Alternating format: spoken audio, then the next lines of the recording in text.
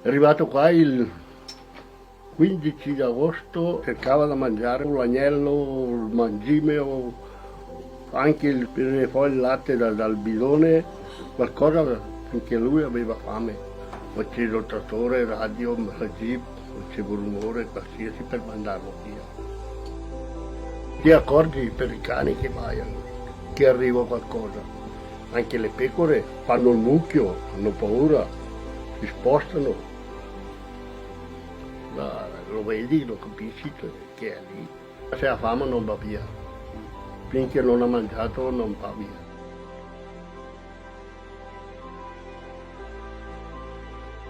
Adesso stiamo facendo il progetto Pastur, è da 3 anni che lo facciamo, ci sono quei ragazzi lì che mi aiutano a provare a tenere l'orso e anche i lupi se arrivano.